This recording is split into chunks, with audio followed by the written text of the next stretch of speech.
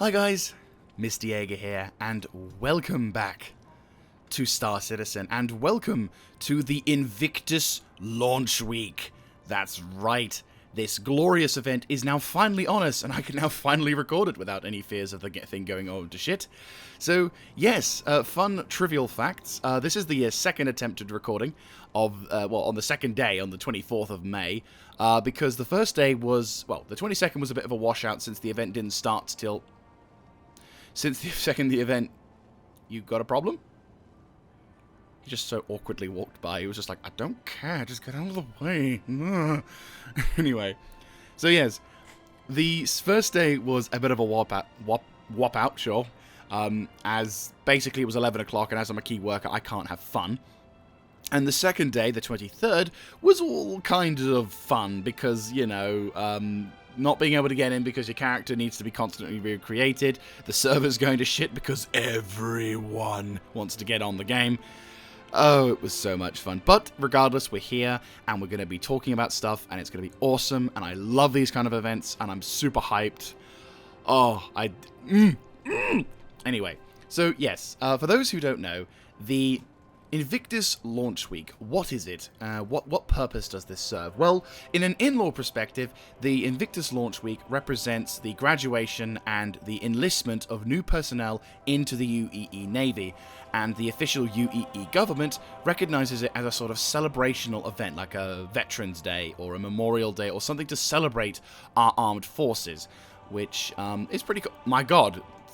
Fucking people in the way. Get the fuck out of the way! Jesus Christ! That man has a gun. I want him to use it on you. Anyway.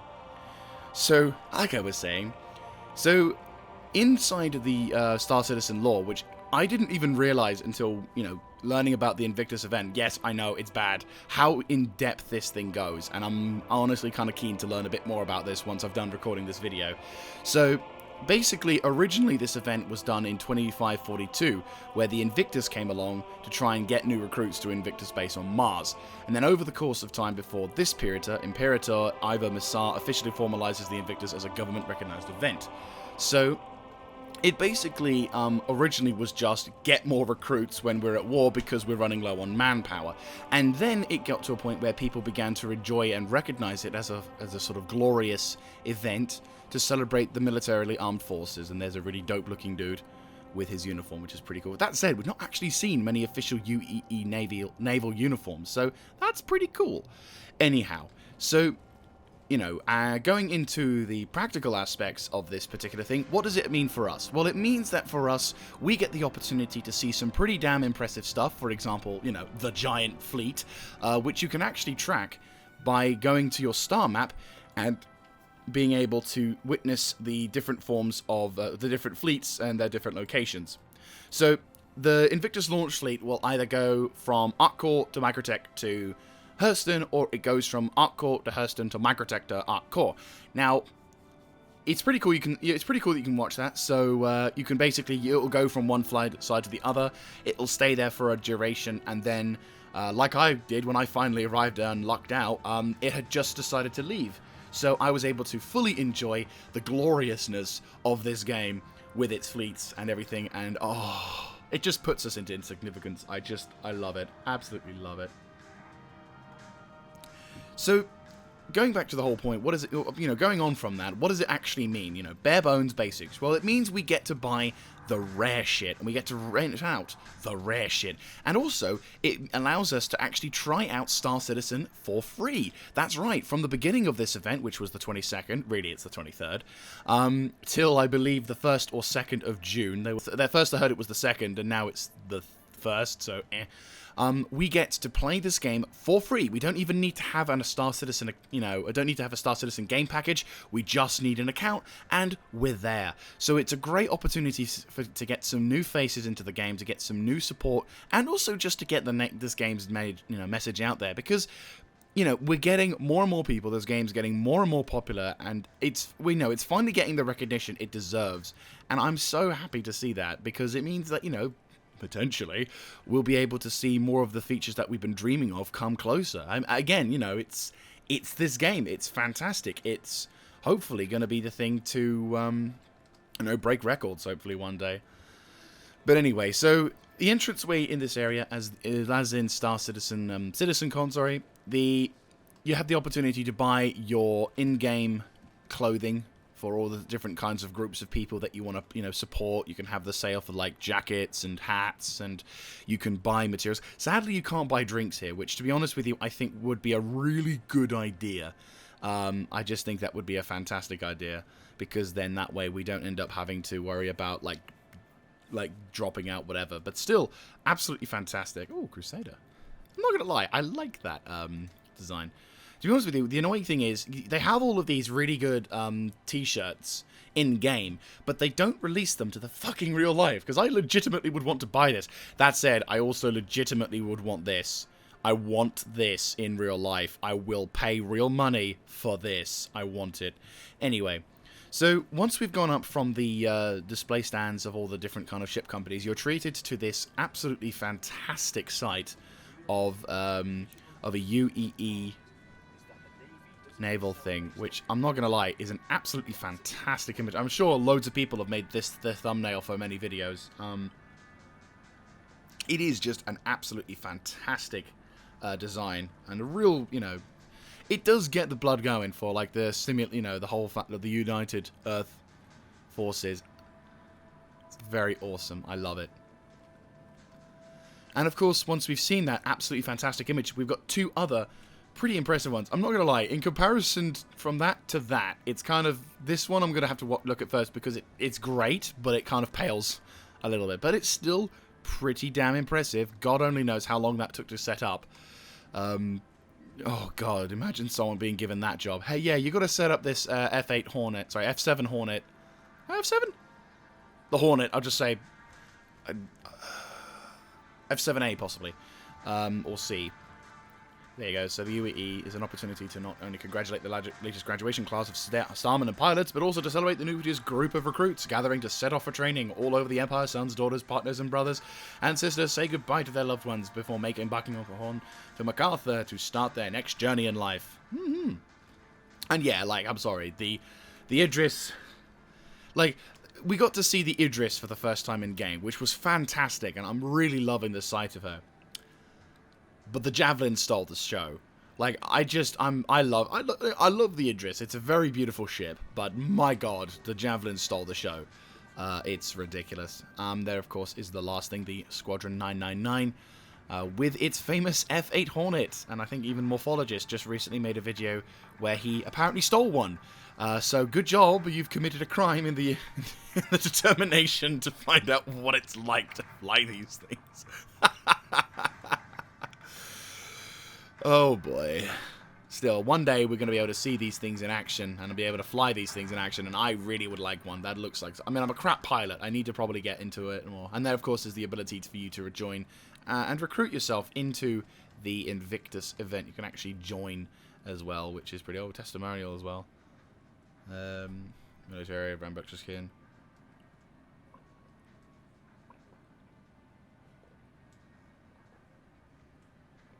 Oh, that's nice. So, is that him? Or actually, no, yeah, it is. Wait, what? Oh, it is. Oh, damn. Fair enough. So, yes. So, in this particular event, actually, we get to have choice of two things we're going to be witnessing. The first is the ground vehicles, because for today, they are going to be utilizing, well, vehicle brands, there we go, that are attending today are RSI, Origin, and Tumbrel. So without further ado, let's get started on the ground vehicles.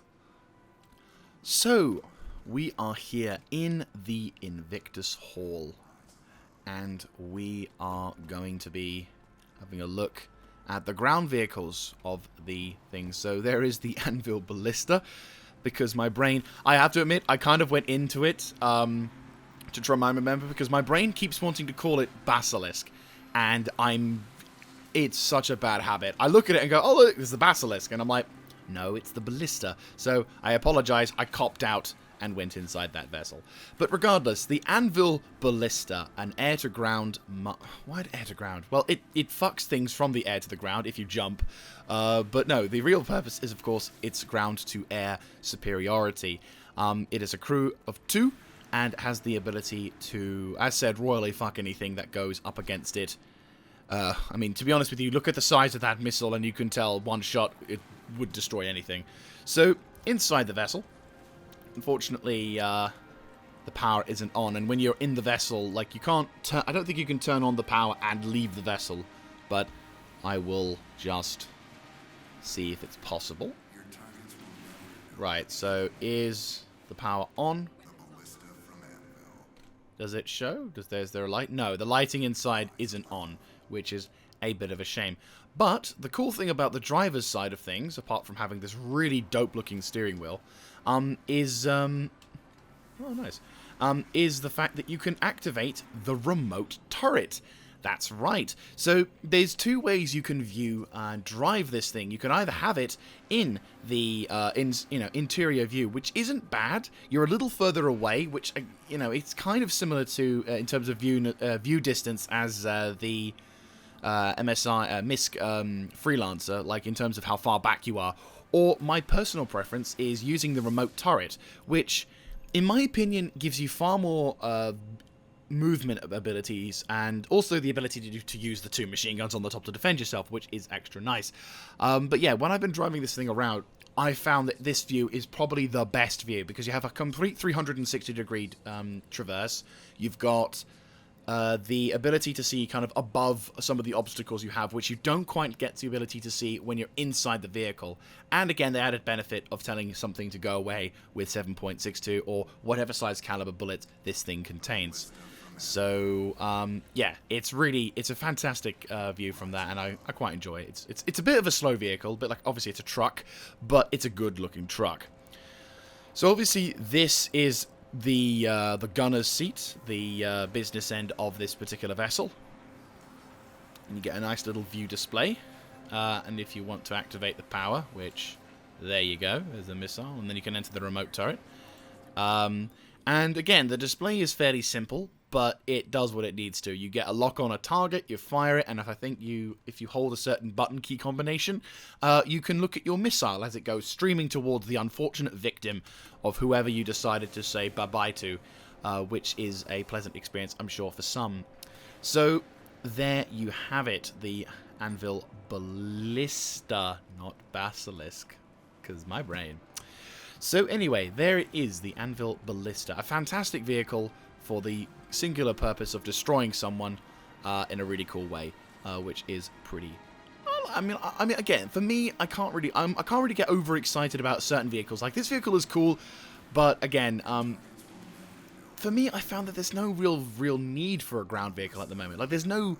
I mean, I might have said this before, and I'll probably keep saying this again. At the moment, Star Citizen doesn't really need ground vehicles. Any kind of job you get in Star Citizen when it comes to contracts, you can accomplish with a spacecraft. Now, if you're a part of a clan or an org, then sure, there'll be some sort of clan or org missions that you use vehicles to do so, have stuff. So it's, I find it beneficial to have it that way, because then obviously you can use the vehicles and you can have yourself some extra immersion. But I'd like to see some actual missions in the future where we get to use vehicles for something as well, because I reckon that'll be pretty dope. But anyhow, moving on to the next thing, is the RSI Ursa Rover. And now I'm going to quickly say something on the side. I completely forgot that it's just that the bog standard Ursa Rover has a machine gun turret on top. Already. I, for some reason, was convinced that there was 2 versions of the Ursa Rover, when in actual fact, when you see this thing for the first time, the turrets were not on, but someone's come here before and activated the turrets, and yeah, it's out there. So I was completely confused until I saw it, and I was like, wait, that's just the bog standard? So yeah, it's a fun fact. Mr. Jaeger doesn't know ground vehicles. But no, it's a really nice looking vehicle, actually. I'm not gonna lie. The fact that this has the gun turret makes it more attractive. I don't know whether it's because it's guns or whether the fact that it looks practical. Probably both. So, this is a ground transportation vehicle. You have the ability to transport 4 people on board when they sit down, and another passenger on the side who controls the remote turret. Oh god, I'm trapped. Well, game, fuck you. I hate you. No, I don't want to rent it, thank you. There we go. Oh, thank the throne. Okay, my character's not fat, he just has heavy armor on. That should be a t-shirt. Right, so... Oh, God, I think my character's honestly getting stuck in these things. I'm a little concerned, actually. Yes, passenger seat. Save me. So, the Ursa Rover, which is now I'm going to call the Ursa Death Trap, has the ability, obviously, for the co-pilot to access a remote turret. Can I switch the power on? Yes, I do. Cool.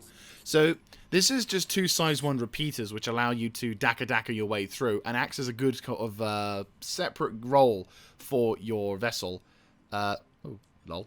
Acts as a separate role for your co-pilot. Right, now, am I going to get stuck in this infernal thing? No! Did I say for you to get out? No! Oh my god. This Ursa Rover is going to be the death of me, I swear. I honestly think there's a... You know what? Fuck it. Heart attack! I can't have a heart attack. This is bad. Yes, exit. The big button on the left. Let me get out. Okay, you know what? I'll take it. I will take it. I will take this over a cardiac arrest any day. Ursa Rover, you are cursed. So, apart from the fact that it's haunted by a demonic spirit that wants to consume your soul every time you use it, the Ursa Rover is, in fact, quite a nice vehicle to use for ground transportation. I would recommend it, but you need a priest at first. So anyway, moving from the demonically possessed Ursa, we now go to one of my almost favourite ground vehicles. Almost favourite because there is a vehicle that isn't in-game yet that I really, really want to get. But this one is also very close to it. Is of course the Tumbrel Cyclone, or as my brain keeps wanting to say, Cyclone. There are 3 variants available. The RN, which is basically just the sort of bog-standard reconnaissance with no defensive capabilities. The AA, which has a number of missiles to shoot down enemy combatants. And, yeah, it's not too bad. It's pretty much the same with a missile back on the back. And, of course, the Warthog variant, the Cyclone TR. Now, sadly, the Warthog variant of the TR has a bit of a downside, which you're not aware of until you, unfortunately, die to it. Now, dare I enter the turret and potentially get demonically possessed as well. We'll see. So, the issue with this... Can I turn on... Is there a power thing here?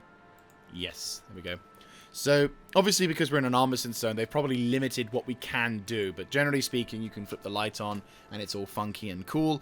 But sadly, the shielding system for this particular brand of vehicle... Oh, God. Sadly, the particular problem with this vehicle is that the shielding for this vehicle, which it does have a certain aspect of shielding, it doesn't cover the gunner. So unfortunately, the gunner is pretty much left out there in the wilderness, which will rely more on the skill of the driver to ensure his long-term survivability, rather than the actual shield of the vehicle itself, which is a bit of a downside in my opinion. But again, it's a really good vehicle. When I first got back into Star Citizen way back when, almost a year ago now, holy shit, the Cyclone, I was able to jump into the RN variant with a friend of mine, and we rolled around Levski. And it was a lot of fun, I'm not going to lie, which is why I'm very much keen to see the success of this vehicle go forward. But really, I'm looking forward to the Ranger. Like, as soon as that comes out onto sale, I'm buying that shit. So, here is the... so now that we've done with the physical stuff, let's now go to the digital. Now, at these events, what we've got is known as the display hall. Now, this is kind of really awesome. Ignore that, ignore that, ignore that, ignore that. Because we get to see things such as the G12, the Origin Jumpworks holographic display. But before I go down there into it, just to prove this point, this is basically duplicated on the other side. So there's the Origin Jumpworks with the thing, and if I go to the other side, we'll get the same display. Perhaps we'll see... It looks like we'll be seeing the Tumbrel first, and then we'll be seeing the Origin second. So I'm just going to ignore the really awesome sight that I'm that I'm going to be hiding from you guys until I'm ready to mentally prepare myself, because that is just a glorious sight. And instead, I'm going to kill my boner by looking at this hunk of junk. Yes, the Origin Jumpworks G12, something that the UEE military is going to be using as ground transportation. I think someone at the UEE deserves a slap at the face, because why would you take this pile of crap? Okay, let's pull back a bit. What is this thing? Well, this is the new ground transportation vehicle, and in fact the first ground transportation vehicle we have seen from Origin Jumpworks. This is the G12. There are 3 different variants of it that are currently available. This is the Exploration Edition, as it's got 2 size 1 repeaters. And I assume it has a capacity to carry a few crew members or whatever, so that's pretty cool. There is also the cargo capacity space at the back, which does extend, which is pretty nice. It's a nice little feature. There is also the other variants, one of which is a military variant, which is what the UEE military is using, which replaces the repeaters for missiles to shoot down enemy aircraft. Now, I kind of am disputing this particular thing, because logic would dictate that you'd want to have more than just one means to defend yourself, and why would you remove the guns and then replace them with missiles with no other means to defend yourself? Huh. Yeah, I know, it doesn't really make too much sense, does it? But regardless, oh god. But regardless, that is the military version, and we must respect what the UEE decides. And finally, there is the Racer variant, which has a bunch of fancy pants component parts, but one particular part, which I'm not entirely sure of, but it does keep in fitting with the rich snobbery that Origin Jumpworks likes to procrastinate on, is it has an EMP launcher. So imagine, if you will, an F1 race going on with, Lewis Hamilton, Alonso, and for the sake of it, a random newcomer who's spent a lot of money joining a team, and said random newcomer goes by those two having a massive duel-out battle, and suddenly both Alonso and Hamilton's car just stop working because the bastard in the bastard used an EMP. Yeah, it doesn't really quite sit right, does it? Not really. So, I'm not entirely sure why an EMP is utilized for a racing variant. Maybe there's a racing variant which has some more like a wipeout feel to it, which that sounds pretty cool, I'm not gonna lie. But yeah, going into personal opinions, well, of course as you may already know, I'm not exactly the biggest fan of Origin Jumpworks. The concept of what Origin Jumpworks wants to have does not really, like, being completely objective as possible. The Origin Jumpworks, the methodology and design logic just doesn't really resonate with me. I'm not a fan of luxurious, fancy schmancy pantsy kind of stuff. For me, Drake Interplanetary, Anvil Aerospace, Aegis, to a degree even MISC, have that utilitarian aspect, and for me that just sets off all of the pleasure centers in my brain. It is absolutely fantastic, especially if I'm in my favorite vessel, which is of course the Drake Interplanetary Buccaneer. Oh, 2 giant engines strapped on with a giant machine gun at the top, and that's all you need in life.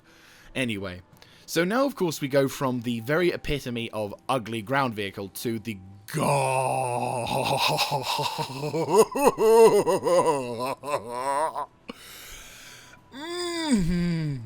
This, of course, is the Tumbrel Nova tank.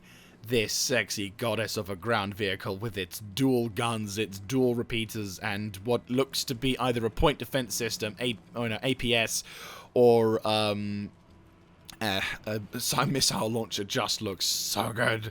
And there's a ground transportation. It's basically, this is one of those ground tank vehicles that will have the ability to transport a limited amount of crew. Now, this, bearing in mind, disclaimer, this does not represent the actual size of the vehicle in-game. It's apparently much bigger, so we're going to be seeing potentially size 2 repeaters with these ginormous bastards on as well. I'm very much looking forward to seeing what this thing can do. But this is, of course, the only tank that Star Citizen has at this moment. But I guarantee you, the moment this thing enters into the verse, oh, you bet I'm going to be getting one of these beauties. Whoa. She looks absolutely beautiful. And to be honest with you, the other thing that I'm kind of looking forward towards is the fact that Star Citizen, the CIG recently made a post talking about the implementation of allowing players to paint their vessels in any way they like. Or at least paint their vessels, hopefully ground vehicles as well, in any forms that they like. So, if I do get this, and we get the ability to do this, you may see Panzerkampfwagen 306 Königstiger, you know, Königstiger. Drei Königstiger. Yeah, we'll be recreating the Wehrmacht and just sending this little beauty out there. I'll be singing Panzerlied. So there you go. The ground vehicles of Invictus Week. Not a huge display, but obviously there aren't that many ground vehicles to display. No sign of the Drake's Dragonflies, but Drake Interplanetary is having its defense con at the end of the event, and rather funnily, it's not going to be here, which I am very much looking forward towards. But anyway, so I will see you guys when we go to the ship side of this event. And we are in the ship side, that's right. Anyway, so yes, we are presented with, unfortunately, a really ugly thing to start off with, but it's fine, we'll move past it. So, because this is the first day of the event, I think we're getting the more technically civilian markets out of the way first, at least in the form of Origin, because I don't think Origin really has... I think this is the most militarily focused ship, apart from the G12 military thing now, that Origin can bring to the table. So let's get this ugly bastard out the way first. So this is the Origin 325A, the more aggressive in the 300 series. It has a size, I want to say, 3...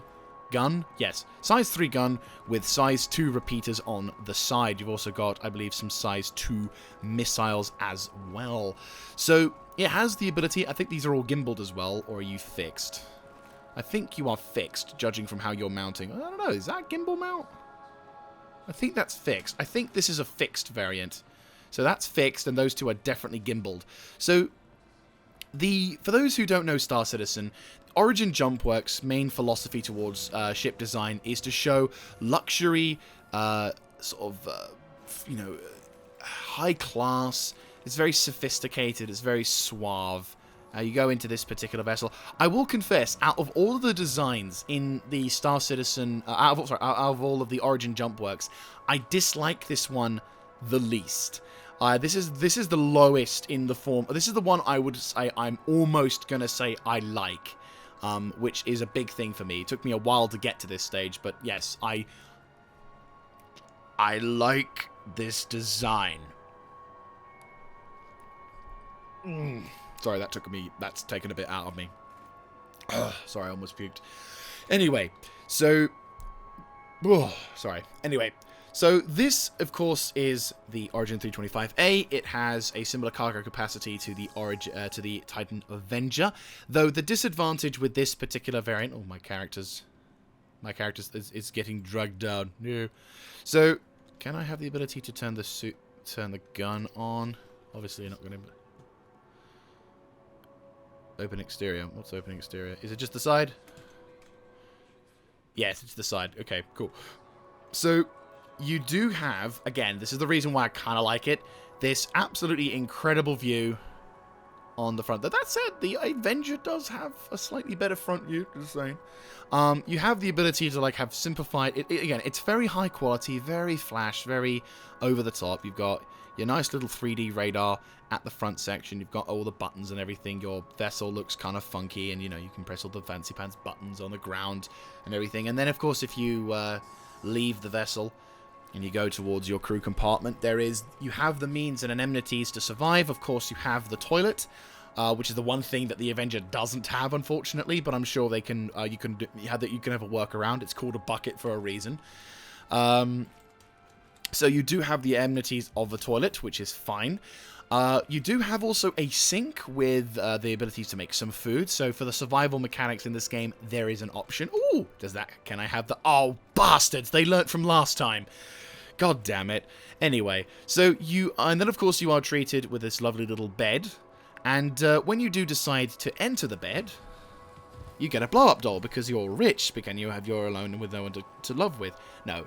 What you are instead actually treated to... Does it actually move you back? Yes, it does! Oh, that's kind of cool. Okay, I will agree, that is kind of cool. You are treated with this absolutely astounding view. You can watch your Pornhub. Oh, you've got a pillow. Oh, I have a pillow. That's high class. Though, to be honest with you, wearing a spacesuit, because I wouldn't want to take a spacesuit off in this condition, you are treated with... One of the sort of the selling points of this vessel is the fact that the entire ceiling is this one giant view, which for me... I would be scared shitless because I'd feel the fear that the glass would crack and I'd get sent into the vacuum. I like compact internal ship spheres because it's weird. It's like a weird thing for me. I don't know why. I don't know if you guys agree, put in the comments below. Would this scare the shit out of you? I mean, I realize that we're in a universe where space travel in this game has been normal for so long, but us normies, or us non-spacefaring people, this would terrify me in real life. I'm not even gonna lie. So... yes, the aesthetical pleasing nature of this vessel is pretty impressive to say the least. And as said, oh, I like this design. Sorry. Let's get out of here before I actually puke.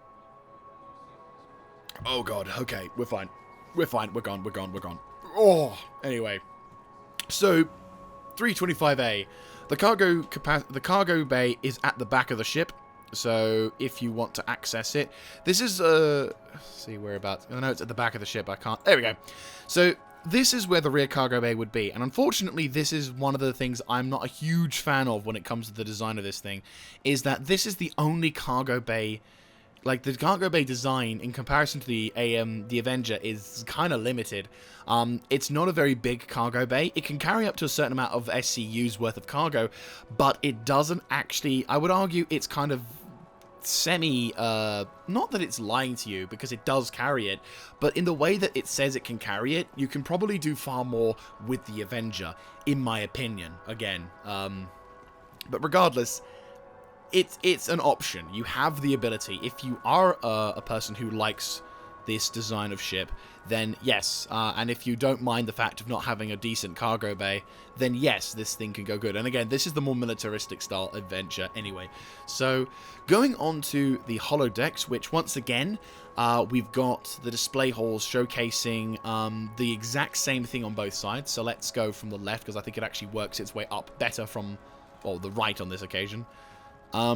So inside we've got two holodecks or holo fields displaying two of RSI's more recent contributions, which will hopefully be coming soon into Star Citizen.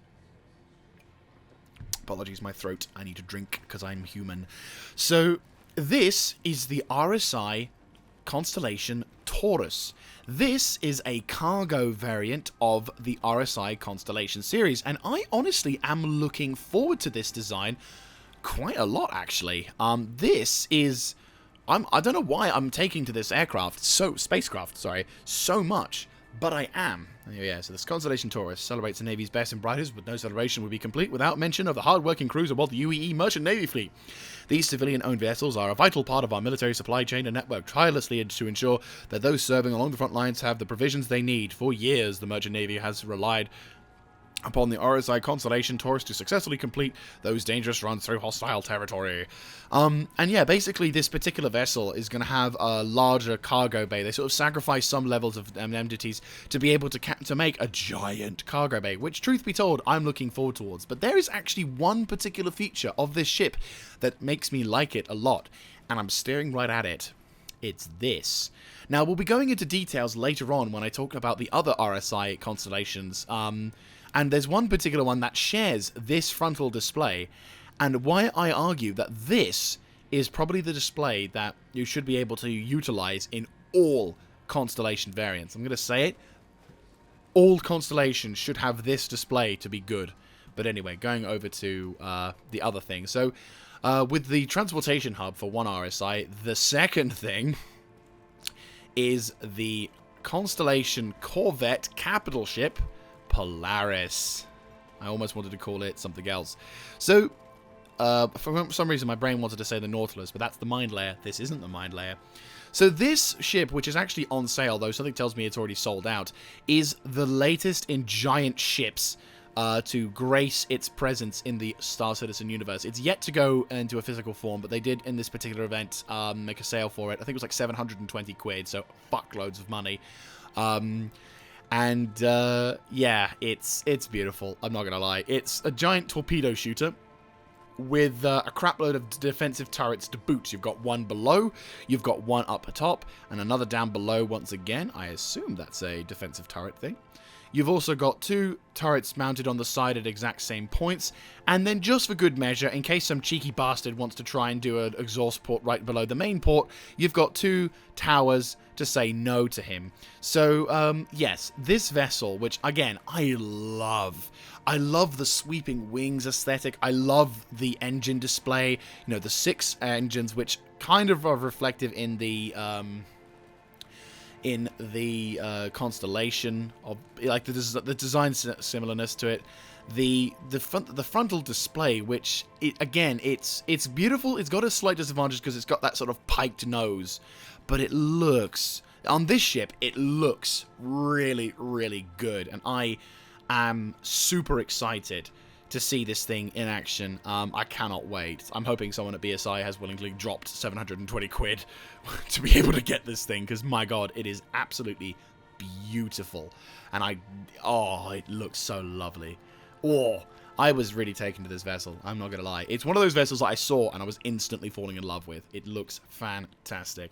By the way, guys, I'm gonna try and make this a thing throughout the whole event, but all of the ships that we see available to you, like available on the day, put in the comment section down below what vessel you, like, either really liked from before and you fell in love with even more so, or what vessel that you saw when just perusing this event and you thought, oh my god, this vessel looks beautiful, and you sort of instantly fell in love with. Let me know in the comment section below what you think of it and what what vehicle it is and why you fell in love with it, or how much you fell in love with it, which is pretty nice. And here, of course, is the last half of our display. So here we are on the last leg of our journey, and now we focus completely with RSI. Of course, we've got the current amounts of RSI constellations, the Andromeda, the Phoenix, and of course the Aquila. But first of all, let's look at this vessel, the RSI Mantis, the famous interdiction aircraft which caused a lot of stirs when this first was announced and released. So for those who don't play Star Citizen, what is interdiction? Well, inside this ship we shall show you, which you can access with this little button here, the little call thing, which does have its own little unique display as well, which is pretty cool, I'm not gonna lie. And look, it changes as well, that's pretty cool. So, and if it would and it would be even better if we even knew how to get onto it. Right, let's try that again. This time not sucking so much. I'll be honest with you, the way you get into this ship isn't what I would call the most intelligent, shall we say. So, oh, hello, there's another person. Oh my god! So, this is the, right, so, this person's just staring at me. Anyway, we'll try and talk about this ship whilst this person's inside. So, this is the Mantis, a fairly, somewhat, a little bit, I want to say conservative. I'm not saying conservative, am I? I'm saying, oh, constipation. God, my brain is trying to rack itself around the word that means you're terrified of small spaces. Claustrophobic. There we go. Why was that so difficult for my brain to say? Ugh. Anyway, so there is the shitter with, is there a shower in the shitter? No, there is no shower in the shitter. There's a first aid shit, but no shower, which is a bit sad. I think this is one of those, toilets with a butt squirter, which, I'll be honest with you, that would be very no, that sounds really not good. So, anyway, yes, there is an option for that. Saves on toilet paper, I guess, but, yeah, no. Anyway, so let's quickly pull this thing back up so it doesn't have us potentially falling through. So this has some fairly bare-bones basic amenities. Unfortunately, at the moment in the Star Citizen Invictus thing, on the display halls, when you activate the power, despite the power being on, it actually doesn't show the higher quality lighting, which is a bit of a shame. So, unfortunately, we won't get to see the sort of all of the different stuffs, but, you know, there you go. Anyway, so if we enter into this seat, we get to having access to the vessel. So, the Mantis, which I assume... Yep, the Mantis is a sort of small, lean, borderline medium-style aircraft with two size 3 bladders on the side, and a couple of size 2 missiles as well, which looks pretty nice. They fire fairly slow, and this particular aircraft, I keep saying aircraft, this craft, isn't exactly the most maneuverable. Its engines are okay, borderline crap, and you can go sort of forwards fairly quickly, but if you want to start making aggressive turns or whatever, not quite going to be able to get that level of maneuverability and versatility. But no, this main strength of this craft is its ability to interdict. Now, I've been saying the word interdict and promising to tell you what interdict means, but I actually haven't, so what does it mean? Well, as I said, so in Star Citizen, if you want to go from anywhere to any place, you need to go to... you need to travel via one planet to the other by, using a quantum drive. So you use the quantum drive, you set a route to the place you want to go, and your Navi computer basically calculates the route to the location from your point. So basically you can travel with this quantum drive to go to any of the other locations, which is pretty cool. So whilst you're doing that, this craft has the ability to turn this on. This is a quantum enforcement drive. Basically what it does is it charges a large amount of energy and then pulsates it into a spherical sort of globe, which if you're in the right position, has the ability to grab people whilst they're in quantum transit and prevent them from leaving the area. In a sense, it's like fishing. You've got this giant net, you swipe a ship that's flying by, and then you can do with it as you will. Now, obviously, for those who have, from the outset, in theory, this ship seems a bit like a the game-killing troll machine designed to fuck with anyone trying to make a living, and it's just a tool for all those who want to ruin other people's lives. You might be thinking to yourself, Mr. Jaeger, this kind of sounds like an opportunity for trolls to do what trolls do best. How is Star Citizen, how are they going to balance this thing out? Well, actually quite well, because as mentioned, this particular vessel isn't that maneuverable, and its weapons, whilst they are fairly sizable, aren't that effective in terms for combat, so your ability to do this on your own is going to be extremely limited. So, three things will occur when you decide to gank someone, and upon successfully, I say gank them, it's like an Eve term, basically means you get someone whilst they're warp driving. Admittedly, ganking them is when they're using a gate to travel to it, but I kind of like the term ganking in this scenario because you're ganking someone whilst they're traveling, so maybe there'll be another term for it. Feel free to put in the comment section down below.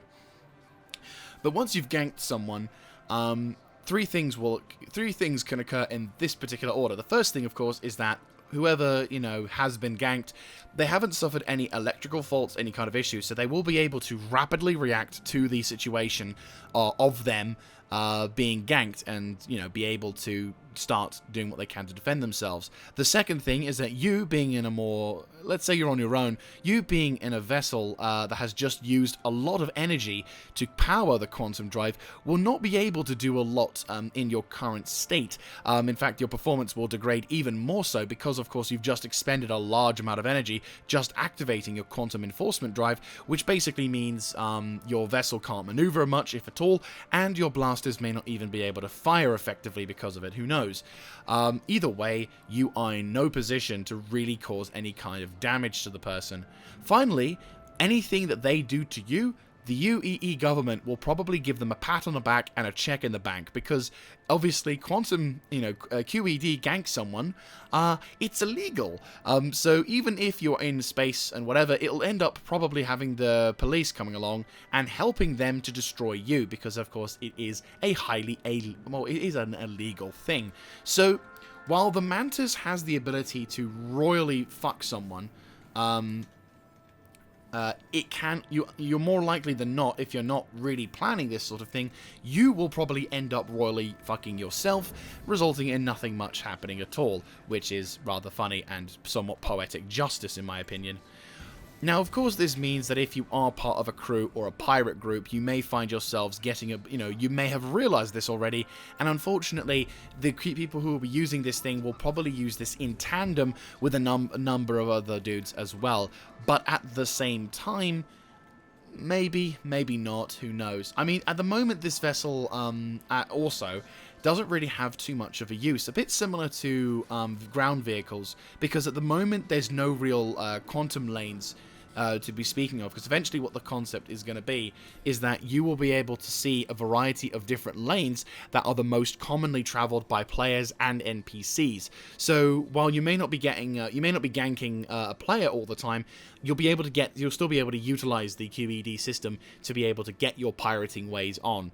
But obviously, if you are in a position, at the moment, because there's no real quantum lanes or anything like that, there is almost no reason for this vehicle to have that much usage. But again, once the game gets further development and we see some more features being put into the game, this vehicle will come into its own, I am sure of it.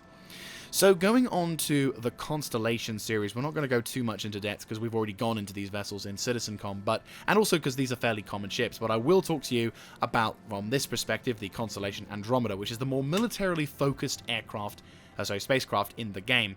So this particular vehicle has got some pretty sizable materials and some decent repeaters, it's got some missiles, and of course it's got the classic Constellation design, which if we want to climb up into this thing. Oh, that looks totally fixed at all. Wait, but did I just hear a 2001 theme again? That's hilarious. Oh, someone's got stuck in the turret. They're just like, save me! He made the fatal flaw. So, this, of course, is the Constellation Andromeda. It has two turrets based up. Oh, he was up top and he fell down to the bottom. Oh dear. Let me guess. Is he going to say about him being stuck? Unfortunately, yeah. Unfortunately, that just happened. I think, unfortunately, when you're going into the ships inside, when you're inside the ships in the floor, they feel more buggy and glitchy than they do when you're when you're flying, which is a bit ironic, really. Because you'll probably find that when you're flying this thing in the verse, you're completely fine. But when you're flying this thing outside the verse, when you're in the space station, in the display hall, it's a bit like one of those display 360 consoles when they were first coming out. The controller's all buggered, and oh, hello. Oh, we might escape. Oh, that'd be brilliant. I hope you escape. That's awesome. But yeah, so obviously the same issue as applies. The power may be on, but it doesn't actually reflect it, which is a bit of a shame. So going on to the Constellation Andromedas, you'll notice the display struts for this thing are a little bit awkward, to say the least. Let me go back into it. I went on to this thing not really intending whatever. But as you can see, going into the Constellation Andromeda's display point, you can see here... wait, did he die? Did he die? I think he died. Oh, God. Well, the janitor's got a job to do today. So, the issue with the Constellation, and this also is a factor with the Phoenix as well, the Constellation's display has got loads of struts blocking the center view. Now that you can kind of see through it, there's like a little thin lisp here, and there's like a little bit of a giant thing here. So mainly you're probably focused more on this southern point, and maybe a bit of this northern point, but this point here is a lot of the view that gets taken up. And it's not really, and to be honest with you, it wasn't really something I'd noticed until I went into the Aquila, that I realized actually the Aquila's is probably the best version. So yeah, and I won't lie, when you see this, you'd think, oh, it's okay, it's not too great, but it's not too bad. You've got security, and you've got a really cool, you can kind of put your foot over it and look down onto the verse below. Oh dear. Is he up, or is he not? Oh dear, yeah, I think he got mulched. Whoops. So, minus the pilot scrubs later. So, apart from that, of course, we've got the usual 4 crew you can attend to. You've got your missile bay as well as your cargo bay, which can carry a certain amount of stuff. I mean, obviously, this was the classic Star Citizen larger ship. In fact, I think this was the largest ship in the game when this game was first announced. There is the little air hole at the side, which, fun fact, you can get into with EVA, but it is one of the more treacherous ones to get into because you can't really get in without tripping, which is bad. Normally, if the power is on and it's working, the ship would be much more lighter, more luminous, but unfortunately because the thing's in a not-so-great state, we are going to have to just assume that the power system isn't working too well. Anyway, one of the features of this ship, which we're hoping to see in 3.10 or 3.11, is the docking sequence to be initiated, because by allowing docking sequences to be initiated, parasitic fighters from the RSI constellations will finally have a use, and thus the P-52 Merlin and the P-72 Archimedes will have, you know, they'll have their time to shine in the verse, by being able to disconnect from the constellations and being able to go into combat, making the Constellation a far more a dangerous vessel because it has a ship carrying inside of it, which is pretty dope.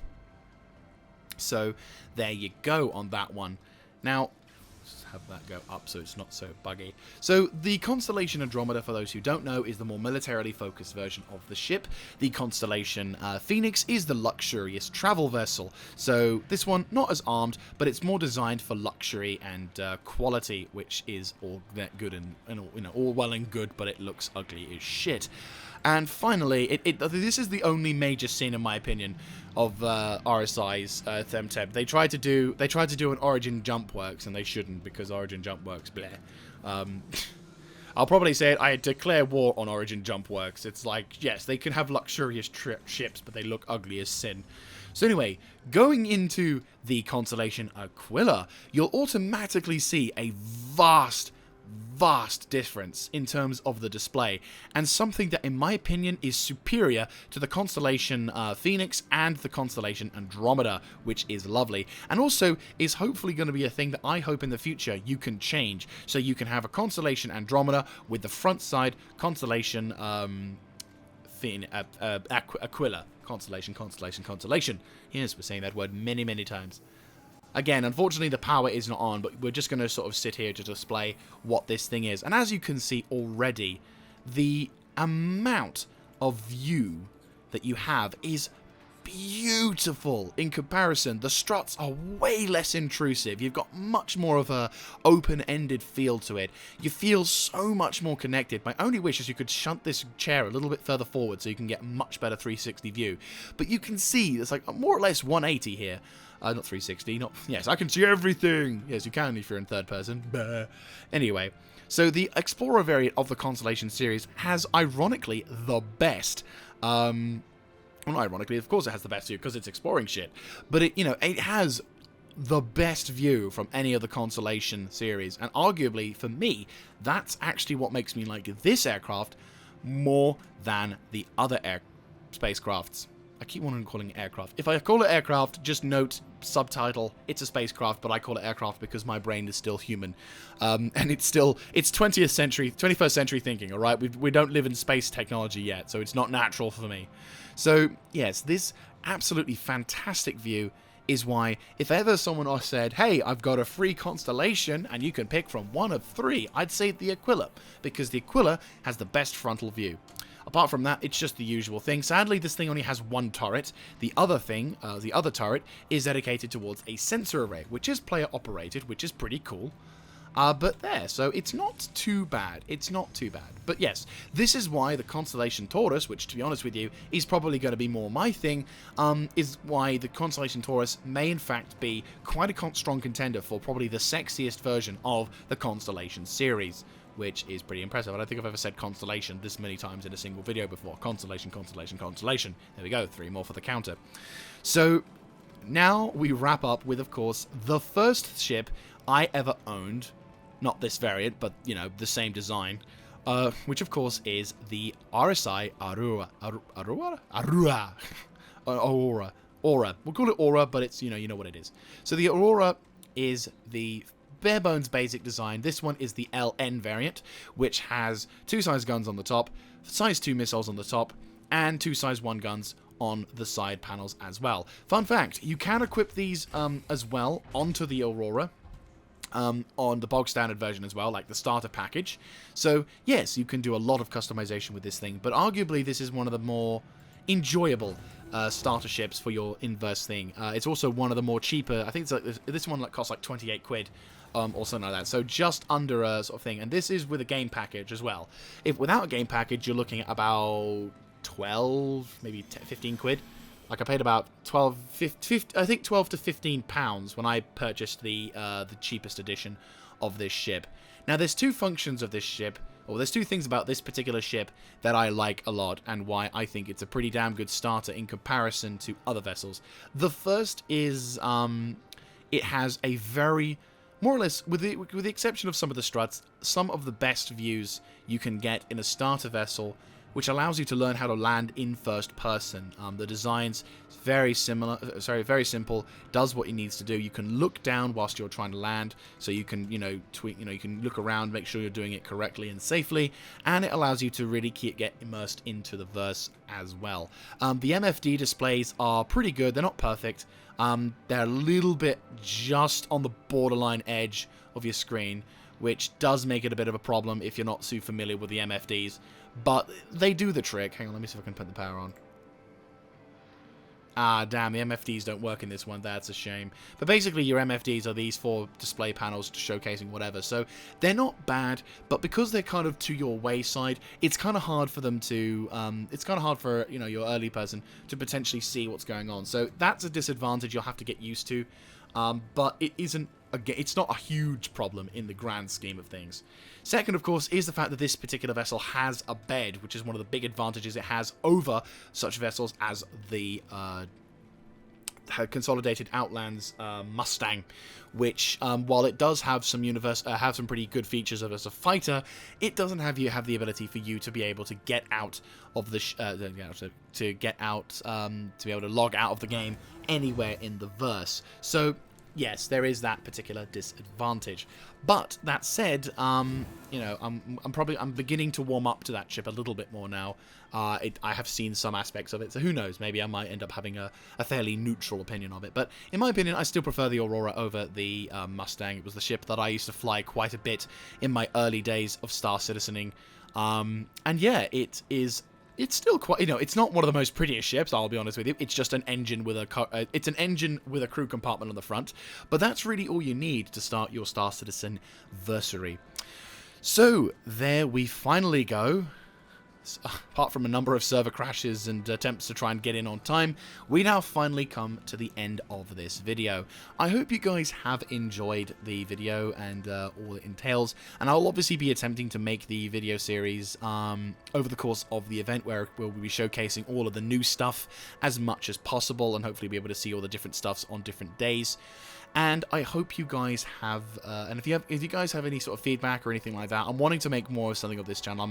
I'm thinking of either making a separate channel for Star Citizen related stuff only, or really going to town with Star Citizen stuff on this channel. But generally, I want to make more something with Star Citizen. I keep saying I want to do more stuff with Star Citizen, but I'm struggling to get to actually doing it. But now I'm going to try and make the full on, right, we're doing it, fuck it, hello, hope you don't die. Yeah, so still, absolutely fantastic event so far. Really looking forward to what's going to be coming in the next event. Probably going to go broke before the end of this week if if what comes is what I'm fearing is coming. And I will see you then. This is Mr. Jaeger signing out.